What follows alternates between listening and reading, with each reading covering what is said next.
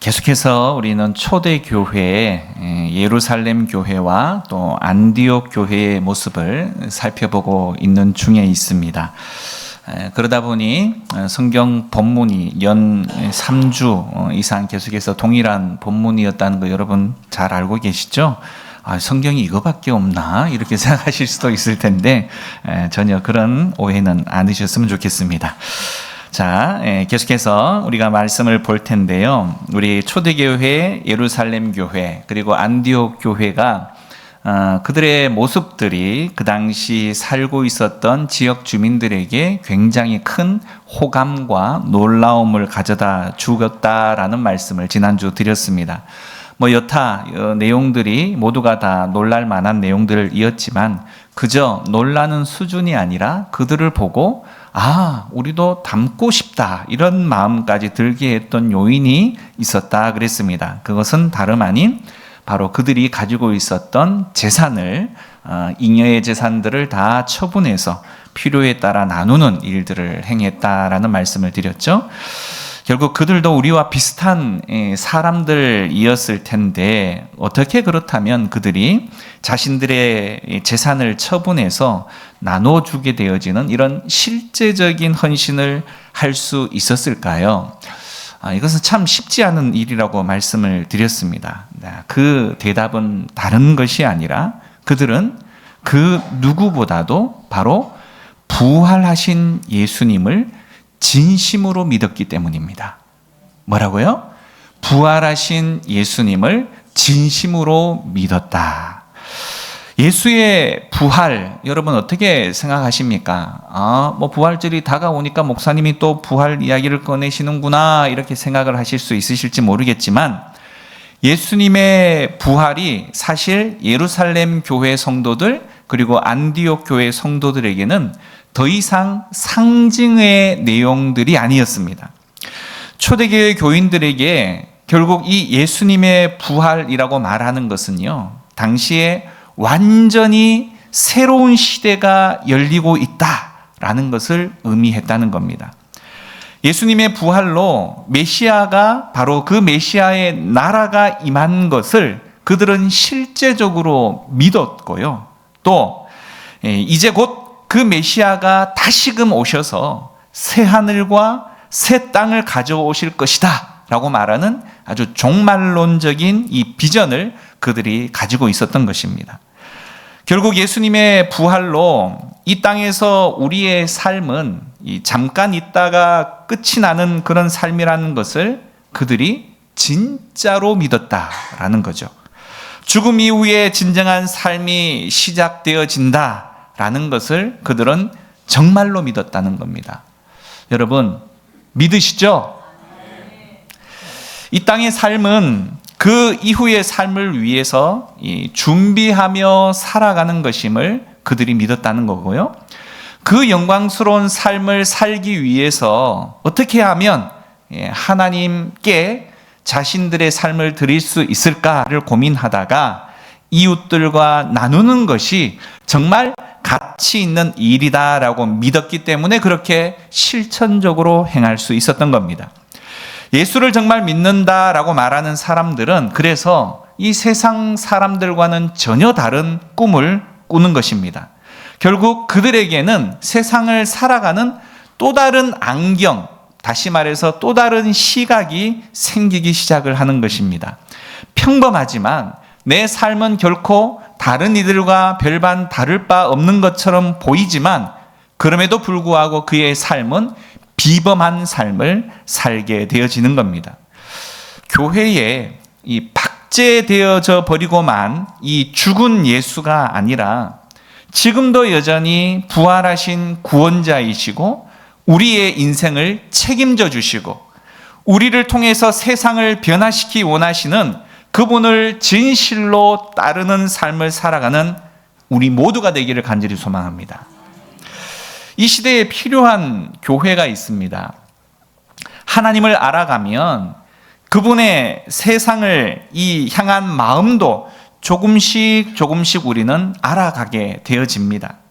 역사나 문화에 대한 고민이 없고 사회에 대한 민감함들이 사라져 버리고 말면 결국 우리가 믿는 이 신앙은 무례하고 아주 독선적인 기독교가 되어지고 맙니다.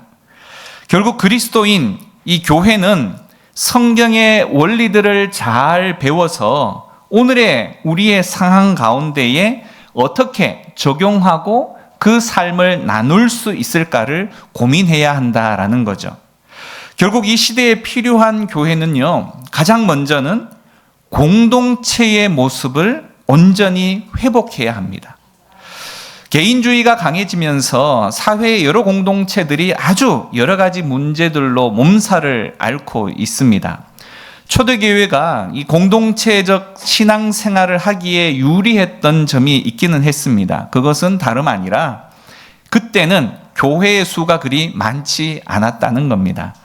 상당히 오랜 기간 동안에 우리가 살피고 있는 이 안디옥 교회, 그리고 예루살렘 교회, 우리가 또 알고 있는 고린도, 에베소에서 이 교회는 그 지역에 단 하나밖에 없었습니다.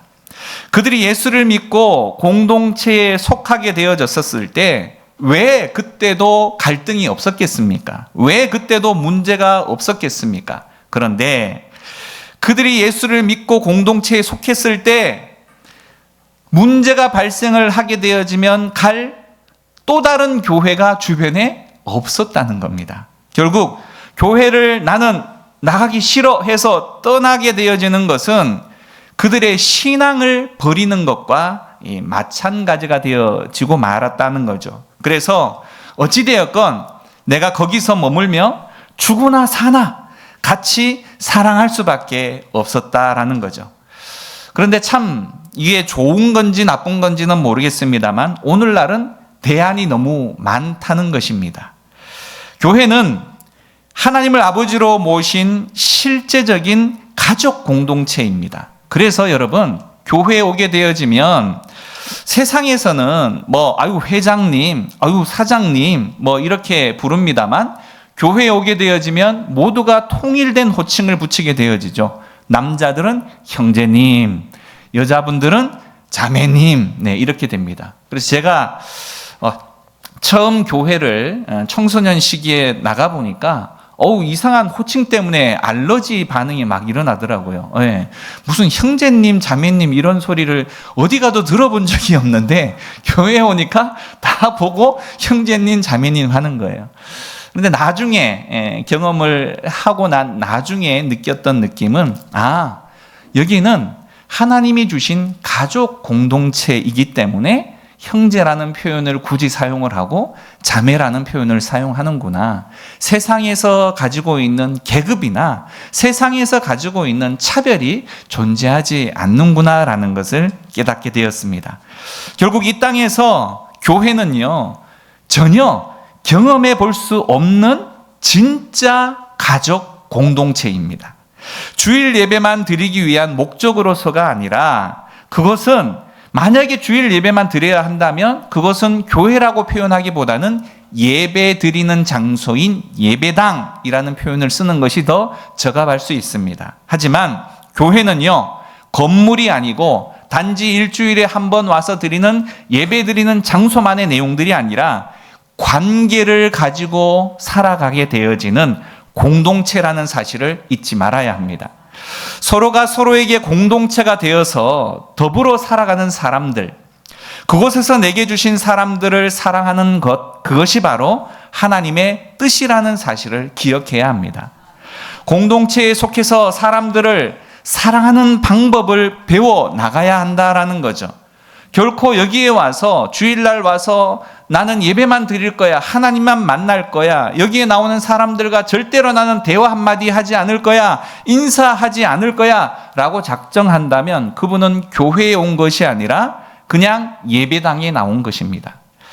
공동체에 속해서 하나님께서는 우리가 서로 때로는 갈등이 있을 수도 있고 어려움이 있을 수 있지만 우리가 그 사랑, 하나님의 사랑을 배워나가야 된다라는 사실, 그것을 하나님께서 우리에게 원하신다라는 사실을 반드시 기억하십시오. 힘들어도 그 길만이 옳은 방법입니다. 서로 잘 맞는 사람들끼리만 모여서 그렇게 클럽 활동하는 것, 그것은 진정한 교회가 아니라는 거죠.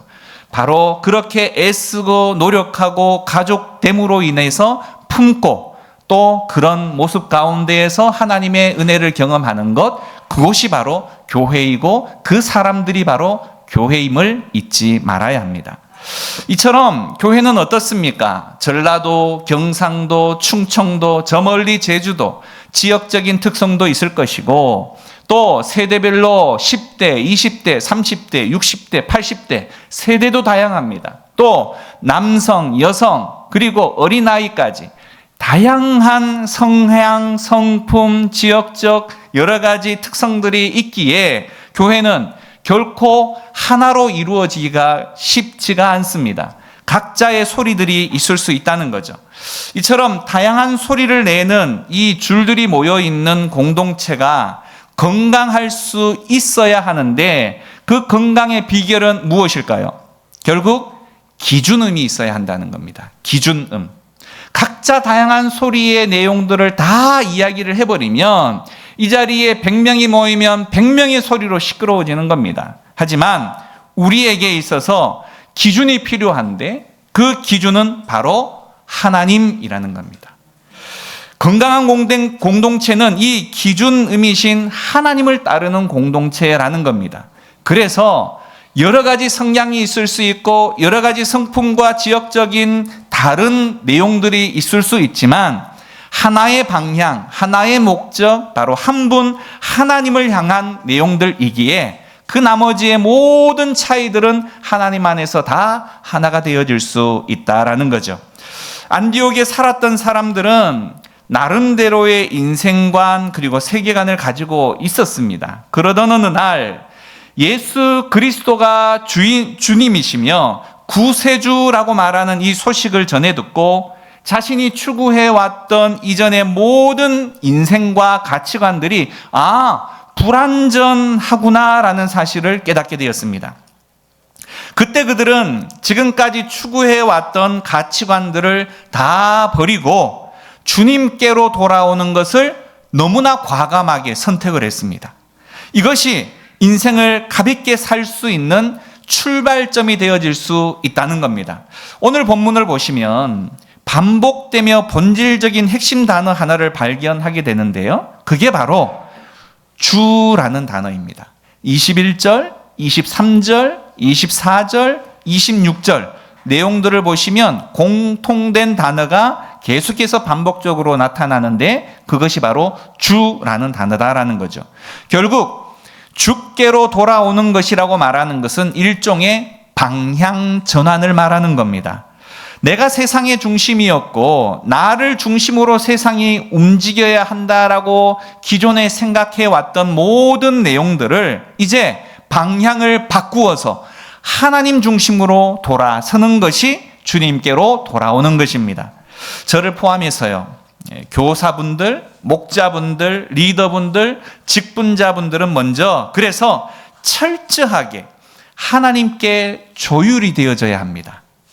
그 조율의 방법은 다른 것이 아니라 바로 이 예배에서 길을 찾아야 한다라는 거죠. 예배 속에서 결국 우리는 말씀을 듣는 것을 통해 기도를 통해서 우리의 잘못된 가치관과 행실을 수정해서 철저하게 하나님의 뜻에 복종하는 것, 그 기준점에 바로 우리 스스로를 맞춰가는 그 시간이 예배 시간입니다. 그래서 이 예배 시간이 너무너무 중요하고 소중하다라는 거죠. 여러분, 옛날에는 길이를 재는 자가 명확한 자들이 그렇게 흔하지가 않았다고 합니다. 그래서 어떤 목수가 나무 토막을 내야 하는데 처음에 정확한 센치를 자에다가 잰 나무 토막을 하나 잘 나옵니다. 그런데 하나를 그 기준점이 되어지는 나무 토막을 가지고 계속 사용을 해야 되는데 자르다 보니까 뭔가 문제가 생겼어요. 그래서 비슷하게 그걸 가져다 대고 또 다른 나무 토막을 잘라서 자로 사용을 했습니다. 그런데 사용하다 보니 또 문제가 생겨서 또 그것을 가지고 길이를 재서 또 다른 나무 토막을 만들어서 그것을 기준점으로 했습니다. 똑같이 했다라고 생각을 했는데 문제는 이 기준점이 되어져야 할 나무 토막이 자꾸 바뀌게 되어지니까 나중에 똑같이 잘랐는데 맨 나중에 자른 나무 토막과 처음에 나무 토막의 길이가 완전히 다르다라는 것을 보게 된 거예요. 결국 동일한 기준점으로 사용해야 하는 나무 토막이 아닌 변경되고 변경된 내용들을 계속해서 사용하다 보면 우리는 전혀 다른 방향으로 가버릴 수밖에 없습니다. 나는 기준점이라고 생각을 하지만 결코 내가 기준점이 되어질 수가 없다라는 거죠. 결국 우리는 철저하게 하나님만 바라봐야지 사람이나 여타 다른 어떤 것에 기준을 삼을 때 우리는 실수할 수밖에 없고 우리의 모든 결정은 결국 오류를 낳을 수밖에 없다라는 겁니다. 결국 교회 공동체 안에서 우리는 어떤 소리를 내고자 할 때 자기 소리가 이렇듯 하나님의 말씀의 기준점에 잘 맞춰져 있는지를 항상 생각해 보면서 말해야 합니다. 내 마음을 지배하고 있는 것이 하나님을 향한 진심 어린 열정인지 아니면 나의 교만으로 일어나고 있는 소리인지를 나 스스로 잘 들여다 볼 수 있어야 한다라는 거죠. 그리고 자신의 소리를 내기 전에 우리는 먼저 기도해야 합니다. 공동체에서 아주 중요한 격언이 하나 있는데요. 그것은 기도하기 전에 말하지 말라라는 겁니다. 그리고 그 다른 소리가 공동체의 화음을 만드는 일에 긍정적으로 협력할 수 있는 소리인지를 확인해 보아야 합니다. 건강한 교회일수록 불협 화음이 적습니다. 여러분, 기타나 오늘 찬양을 드릴 때 드럼이나 또 여러 가지 피아노나 악기들이 한꺼번에 어떤 곡을 연주를 할 때 한 연주자가 전혀 다른 코드를 연주하거나 전혀 다른 소리를 내게 되면 여러분은 아름다운 찬양의 소리로 듣기보다는 소음으로 들릴 수밖에 없는 것과 마찬가지입니다. 모두가 각기 다른 소리를 내지만 동일한 코드, 동일한 곡에 대한 내용들로 각자의 소리를 조화롭게 만들어낼 때 아름다운 찬양이 되어진과 같이 우리는 서로 다를 수 있지만 바로 한 목적, 한 방향을 향해서 각자의 소리를 잘 다듬어서 낼 수 있을 때 비로소 서로의 귀를 열고 서로의 소리를 잘 들어가며 내가 빗나가지 않았는지를 확인해가며 그 소리를 내게 되어질 때 우리는 한 노래를 아름답게 부를 수가 있다라는 거죠. 결국 이 말은 교회 안에 오직 일방적인 하나의 소리만 내야 한다는 말이 아닙니다. 다양한 소리를 내지만 누가 들어도 아름다운 화음을 이룰 수 있어야 한다라는 거죠. 그것이 하나님께서 원하시는 교회이고 또한 그것이 충만한 교회가 꿈꾸는 모습입니다. 그러나 이 모든 것이 그저 여러분 제가 아무리 말을 해서 이론으로 그쳐서 되어지는 것이 아니라는 거죠. 공동체 안에서 결국은 최선을 다하는 개개인의 섬김과 사랑이 있어야 이 이론은 온전히 열매를 맺을 수 있는 것입니다. 다시 말해 그에 합당한 삶이 필요하다라는 거죠. 바나바는 오늘 죽게 돌아온 사람들에게 23절에서 굳건한 마음으로 주와 함께 머물러 있으라라고 말을 하고 있습니다. 다시 말해 이제 여러분들이 하나님께로 돌아왔으니 하나님을 믿고 하나님의 방식대로 살아가십시오라고 결국은 이야기를 하는 것을 통해서 흔들리지 않는 의리를 좀 지켜라. 당신 위에 다른 것에 마음을 두지 마라. 이렇게 정절을 강조하고 있는 것입니다. 그것이 바로 굳은 마음으로 주께 붙어 있는 것입니다. 우리나라 초대 교회였던 이 장대현 교회라는 곳이 있습니다. 장대현 교회에서는 선교사들과 목사들을 도와서 보수를 받지 않고 교회를 섬기면서 방방곡곡을 다니면서 일했었던 조력자인 조사라는 특별한 사람들이 있었어요. 조사. 예전에는 여러분 이 헌금이라고 하는 이 말을 쓰지를 않았습니다. 이 연보, 여러분 들어보셨죠? 연보, 헌금 대신에 연보라는 표현을 했는데요. 구한말, 이 돈이 궁했던 아주 그런 시절이 있었는데 부흥회가 있을 때가 되면 이 헌금을 드릴 돈이 없어서 바로 성도들이 뭘 했냐면 날을 드리는 날연보를 하게 되었습니다. 이것이 유행했었어요. 날연보. 이게 무슨 말이지 생각되시죠?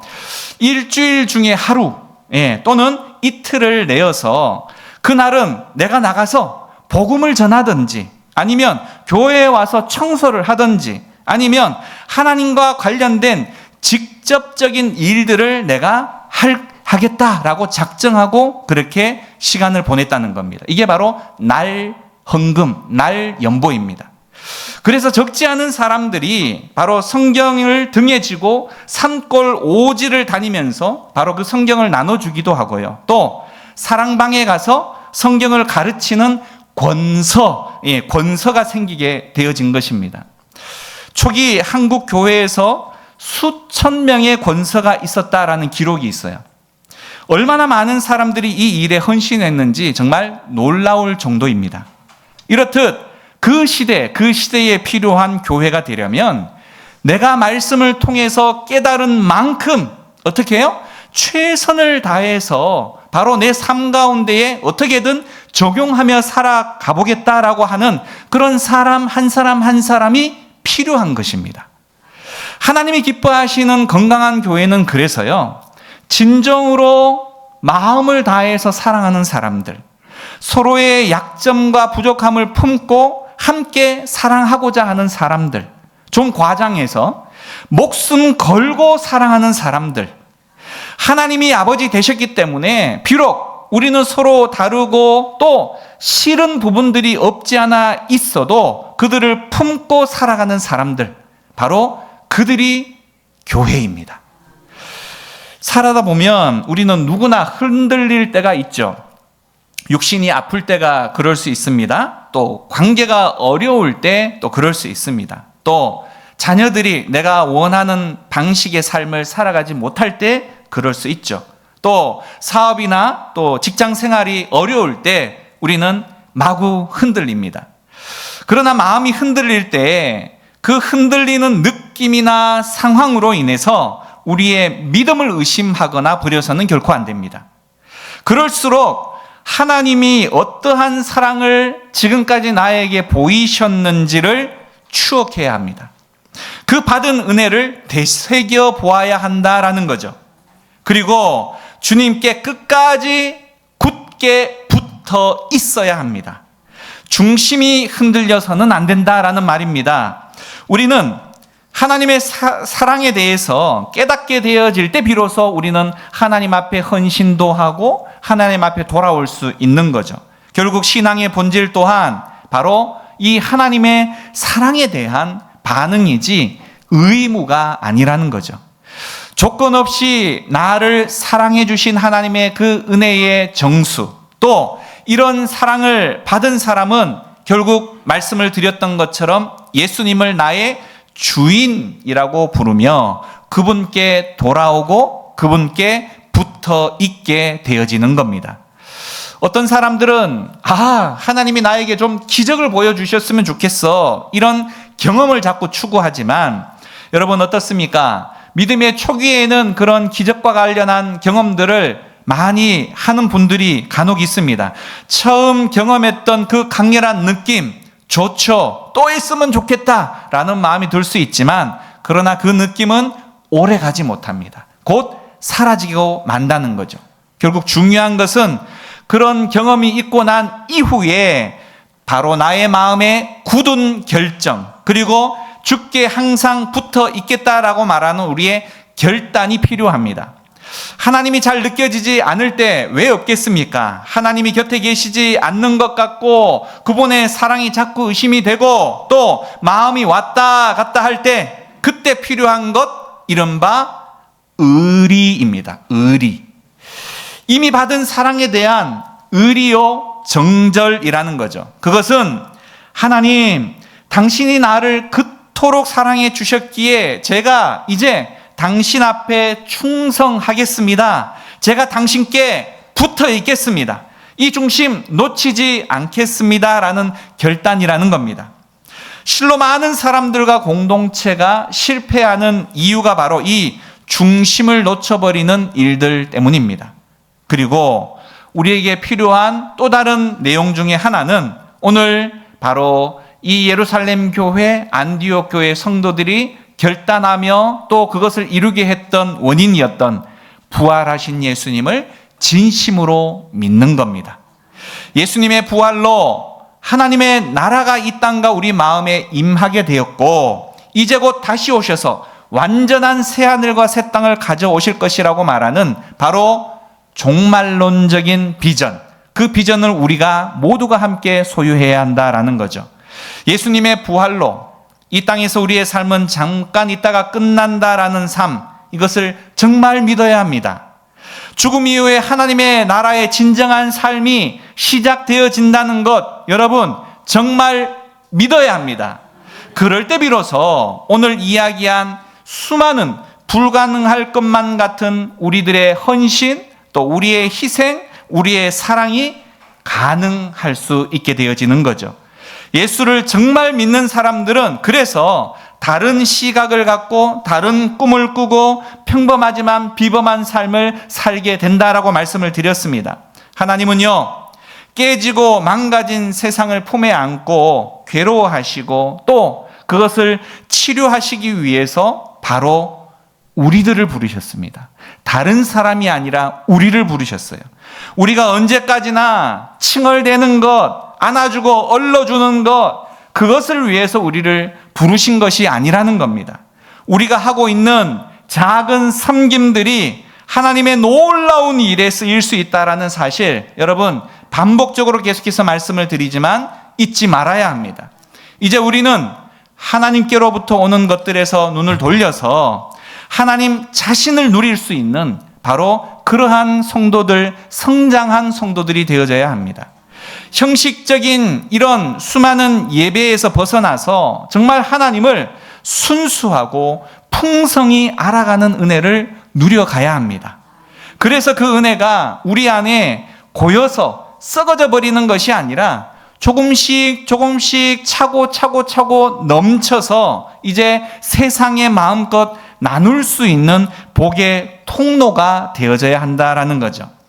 충만한 교회는요, 저만이 기대하는 것이 아니라 우리 모두가 함께 이 기대를 함께 품고 꿈꿨으면 좋겠는데요.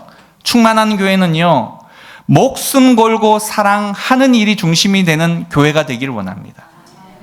교회 안에서만이 아니라 세상 밖에 나가서도 우리가 말씀을 배운 대로 신앙 생활을 하는 사람들이 모인 교회가 되기를 원합니다.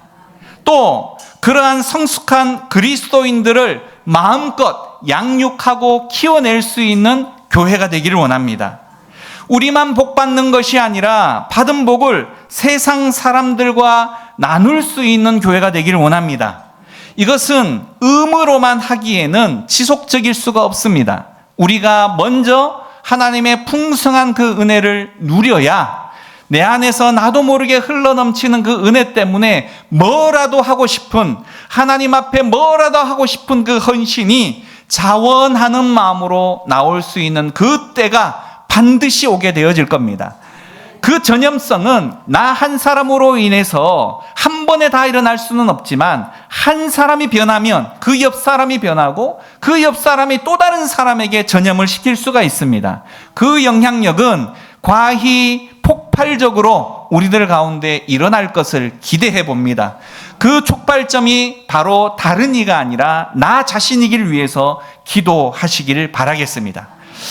이 시간 함께 말씀을 생각하며 기도하기를 원합니다. 나는 정말 오늘 이 예루살렘 교회 성도들, 안디옥 교회 성도들처럼 예수님을 정말 믿는가?